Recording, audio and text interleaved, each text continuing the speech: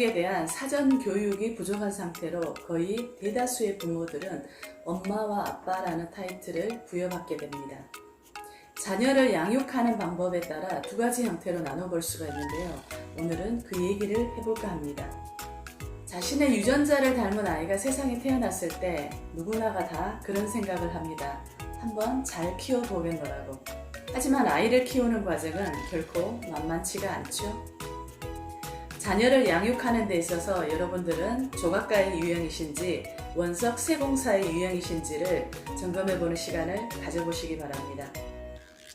조각가가 조각을 하려는 목적은 원래의 재료를 변형시켜서 새로운 형상을 빚어내고자 하는 데 있습니다. 그러나 원석 세공사의 역할은 다릅니다. 원석을 세공하는 사람은 원석 본연의 성질을 최대한 살려서 재료 그 자체를 드러내는 데에 주안점을 둡니다.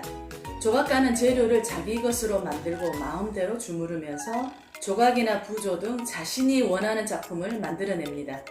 하지만 재료 본래의 잠재력이 모두 발휘되었다고는 말할 수가 없습니다. 최종적으로 완성된 작품이 조각가의 선택과 의도에 따라 달라지기 때문에 좋은 결과물이 나올 수도 있고 좋지 않은 결과물이 나올 수도 있습니다. 이에 반해 세공사는 재료와 잠재력 사이의 단순한 매개자로서 양쪽을 중개하는 장인 정도의 역할을 담당합니다. 재료 본연의 아름다움과 그 가치, 그리고 모든 잠재력을 드러내주되 재료의 크기나 색깔, 그 출처에는 관심을 두지 않습니다.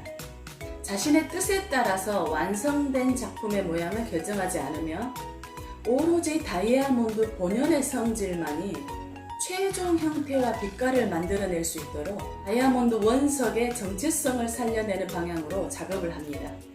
지구상에서 가장 단단한 천연 재료인 다이아몬드는 특정 각도와 방향을 따라서만 세공이 가능합니다.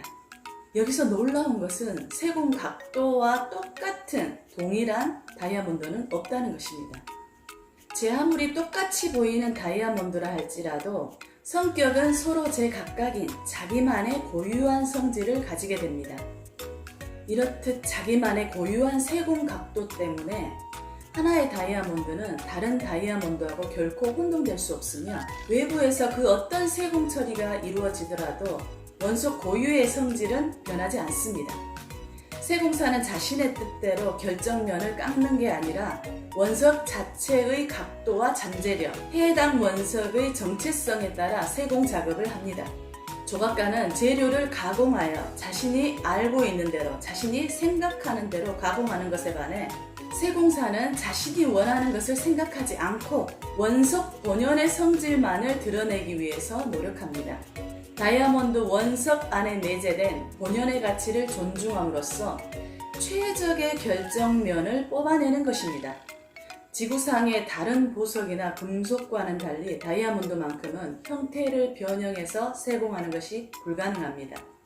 다이아몬드는 깨거나 녹일 수 없으며 폭발시킬 수도 없습니다. 다이아몬드는 지구상에서 가장 단단한 천연 자원이기 때문입니다. 다이아몬드를 모함에서 빼내려면 오직 같은 다이아몬드를 이용해야 합니다. 그 무엇도 다이아몬드에 내재된 힘을 이겨낼 수는 없습니다. 다이아몬드는 다른 다이아몬드가 있어야만 세공이나 가공이 가능합니다. 사람으로 치면 타자의 절대적 필요성과도 비슷합니다. 타인의 존재가 곧 나의 존재를 가능하게 한다는 것이지요.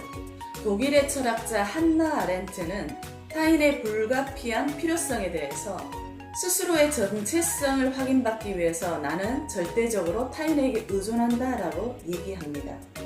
우리는 다른 누군가가 우리의 존재를 밝혀주기를 마음속으로 간절히 바라고 있습니다. 외부에 빛이 없다면, 그리고 조예 깊은 관찰자가 없다면 다이아몬드는 자신이 어떤 고유의 특성을 가지고 있는지 알지 못합니다. 자신과 같은 성질의 타자에 의해서만 스스로의 본질을 드러낼 수 있는 지상 유일의 특징을 가지고 있습니다. 어른이 된 후에도 자존감이 낮다면 그것은 자기 안에 들어있는 원석이 빛을 발하지 못한 채 묻혀 있다는 뜻입니다. 이런 사람은 남의 의견에 쉽게 휘둘리며 나아가 옆 사람이 내뱉는 한마디에도 크게 휘둘립니다. 그동안 자신의 역할이나 영향력을 알아봐주지 못한 주변 어른들의 뜻에 휘말려 자신의 자존감이 무너졌기 때문입니다. 우리 자신의 빛깔이 제대로 빛을 발하지 못하도록 막고 우리의 잠재력이 제대로 표출되지 못하게 막는 방해 요소는 바로 낮은 자존감입니다. 다이아몬드는 오직 본연의 정체성을 인지시키고 본인의 성질이 무엇인지 인지시켜 주어야만 다이아몬드 스스로 만족할 수 있습니다. 우리의 정체성은 시간의 흐름에 관계없이 일관되게 유지되지만 이 같은 우리의 정체성과 연결된 잠재력은 언제나 유동적입니다. 여러분들은 지금 어떤 유형으로 자녀들을 양육하고 계시나요? 조각가의 유형과 세공사의 유형을 어느 한 가지를 확연하게 지향하고 있거나 이 두 가지를 혼합해서 적용하고 있으리라고 봅니다.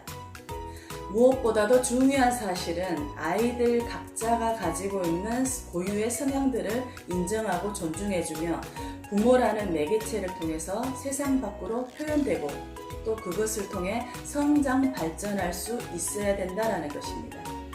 부모의 사상과 철학이 마치 교과서인 양 아이들에게 주입시키고 또 아이가 그렇게 자라주었을 때 마치 부모 도리를 다 한 것처럼 그렇게 생각할 수도 있겠죠. 아이들 각자가 가지고 태어난 저마다의 정체성을 잘 살려주고 발견해주는 일, 자존감 향상의 지름길이며 부모라는 타이틀을 부여받고 수행해야 할 2차적인 과제가 아닌가 생각해봅니다. 오늘 제가 준비한 영상은 여기까지입니다. 제 영상이 도움이 되셨다면 구독과 좋아요 버튼 부탁드립니다. 영상이 업로드 될 때마다 빨리 받아보실 수 있습니다. 감사합니다.